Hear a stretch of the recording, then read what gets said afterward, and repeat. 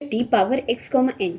इसमें जो x है हम लोगों को उसकी पावर n हम लोगों को कैलकुलेट करना है। सो इनपुट जैसे 2 है, अब n की वैल्यू हो गई 10, सो हम लोगों को 2 टू पावर 10 कैलकुलेट करना है। दैट इज़ आउटपुट में हम लोग का क्या आएगा, 1024 आएगा। ठीक है, अब इस गिवन क्वेश्चन में n की वैल्यू क्या है, 10 है। सो बेसिकली सबसे पहले हम लोग कैलकुलेट करते हैं कि n जो गिवन है वो एक पॉजिटिव नंबर है या नेगेटिव नंबर है। अगर पॉजिटिव रहता है तो वो अनटच्ड रहता है, that is we don't have to do anything in that case. But specially when it is negative, so negative condition में हम लोगों को उसमें माइनस n डालना पड़ता है, दैट इज़ उस नेगेटिव नंबर को पॉजिटिव बनाना पड़ता है। एट द सेम टाइम उस जो बेस नंबर गिवन है उसको रेसिप्रोकेट करना पड़ता है। So moving forward, let's take an example to understand why are we doing this. So यहाँ पे 2 टू पावर -5 है।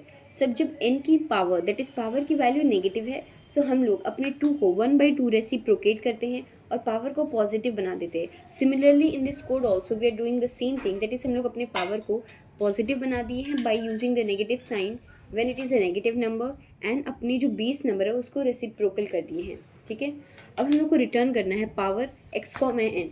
सो एक यहाँ पे पावर को स्मॉल में p लिख रहे हैं, तो ये p जो फंक्शन है जो हम लोग खुद बनाए, एक्चुअली ये क्या करता है, ये कॉन्टिन्यूसली n को बाई 2 से 2 डिवाइड करता है, और n की वैल्यू जब 0 हो जाती है तो हम लोग को 1 रिटर्न कर देता है।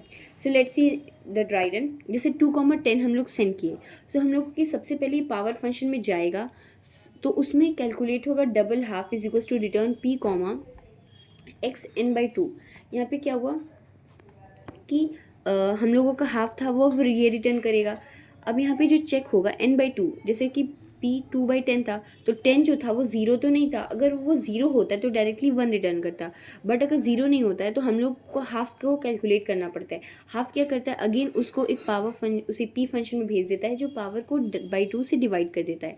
सो 10 को अगेन जब हम लोग 2 से डिवाइड करेंगे 5 आएगा।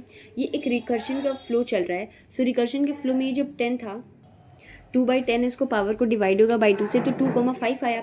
फिर वो जो पावर हुआ, वो जो पावर 5 है वो अगेन जो है 0 के बराबर नहीं है। तो जब 0 के बराबर नहीं होता तो अगेन हम लोग को हाफ कैलकुलेट करना पड़ेगा, और अगेन वो p फंक्शन में जाएगा। p फंक्शन में जब जाएगा तो पावर अगेन जो बाई 2 से डिवाइड हो जाएगा। तो बाई 2 से डिवाइड हो गया, जो 5 है वो 2,2 बना। फिर अगेन बाई 2 से डिवाइड होगा तो 2,1 बनेगा। अगेन बाई 2 से डिवाइड हुआ तो 2,0 बना। अब इसमें क्या हुआ, जब power n is equals to, अब जब पावर जो n की वैल्यू है वो 0 हो जाई है, तो ये क्या रिटर्न करेगा, 1 रिटर्न करेगा। तो हाफ में हम लोग को वैल्यू मिल गई 1, तो ये अपने अपर वाले में जब 1 रिटर्न करेगा, सो इस फंक्शन में 1 रिटर्न हुआ। अब ये क्या करेगा, हाफ को कैलकुलेट करेगा। हाफ को जब ये कैलकुलेट करेगा तो उससे पहले एक कंडीशन है इफ़ एल्स की। इफ़ एल्स में ये कंडीशन ये है कि जो n है, अगर वो मतलब अगर मॉडुलस 2 दैट इज़ अगर वो इवन नंबर है, मॉडुलस 2 करके 0 देता है, तो हम लोग हाफ में just half into half multiply करते हैं। बट अगर हाफ है, अगर वो एक एल्स कंडीशन में, मतलब वो जो n/2 दैट इज़ n की वैल्यू ऑड है, तो वो हाफ में हाफ इंटू x मतलब बेस नंबर को भी मल्टीप्लाई करना पड़ता है। तो यहाँ पे क्या है, 2 के यहाँ पे 1 क्या है, 1 ऑफ कोर्स एक ऑड नंबर है, तो हम लोगों को हाफ में हाफ इंटू बेस नंबर को मल्टीप्लाई करना पड़ेगा। तो 2, ये जो फंक्शन है 2 रिटर्न करेगा ऊपर। यहाँ पे अगेन हाफ कैलकुलेट होगा। जब यहाँ पे अगेन हाफ कैलकुलेट हुआ, so half is equals to half into half that is 4 बना। फिर ये 4 रिटर्न करेगा। यहाँ पे 5 है, अब 5 अगेन चेक हुआ, जो 5 है वो एक ऑड नंबर है। जब ऑड नंबर होता है तो हम लोगों को हाफ इंटू बेस नंबर भी मल्टीप्लाई करना पड़ता है। सो हाफ जो नीचे से रिटर्न हुआ तो 4 था, तो 4 into 4 that is base number 2 multiply हुआ तो 32 हुआ। अगेन ये 32 रिटर्न जब करेगा, सो 2 की पावर जो 10 है, 10 यहाँ पे इवन नंबर है। इवन नंबर में जस्ट जो हाफ रिटर्न हुआ होता है उसको 2 बार मल्टीप्लाई करना होता है, तो 32 इंटू 32 1024, जस्ट ही हम लोगों का 1024 जो है आंसर रिटर्न हो जाएगा। And this was the our required answer.